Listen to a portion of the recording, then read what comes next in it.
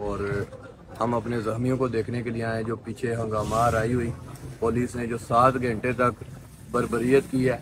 अस्पताल के बाहर DHQ के बाहर लगातार गोलियां बरसाते रहे और हम उन जख्मियों से मिले जो उन हालात में जख्मी हुए।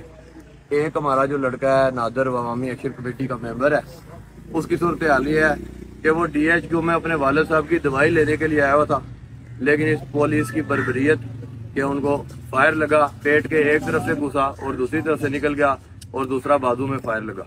दूसरा जो हमारा साथी है F2 का रहने वाला मुनीब नाम है उसका गालबन, उसके साथ सूरत हाल ये हुई कि वो वहां से गुजर रहा था और पुलिस ने पीछे जाके उसके फायर मारा।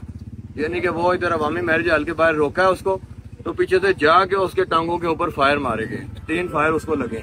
वो इस वक्त इस्लामाबाद रेफर किया गया। और एक जो नौजवान यहाँ पे शहीद हुआ है वो बेचारा, उसका किसी अवामी एक्शन कमेटी से या किसी और चीज से ताल्लुक ही नहीं था।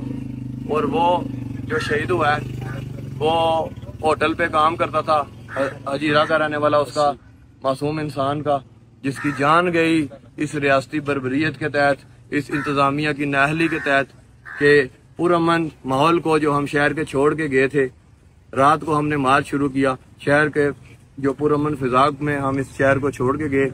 पीछे बर्बरियत की गई इंतजामिया की तरफ से। और वो बेचारा जो हसीब लड़का था वो होटल में काम करता था, मासूम बच्चा था, वो होटल से बाहर निकला तो उसके इधर छाती पे आके गोली लगी है। ये किस किस्म का जुल्म है, ये बहुत बड़ी नाइंसाफी है और इस इंतजामिया के इस अमल की हम भरपूर मजम्मत करते हैं। अभी हमारे तकरीबन 30 से 35 लड़के गिरफ्तार हैं। हम ये भी मुतालबा करते हैं कि फिलफौर उनको छोड़ा जाए। अभी यहाँ से हम सब लोग डायरेक्ट SP ऑफिस जाएंगे और वहाँ पे SP से मुतालबा करेंगे कि हमारे उन लड़कों को छोड़ें। बहुत शुक्रिया।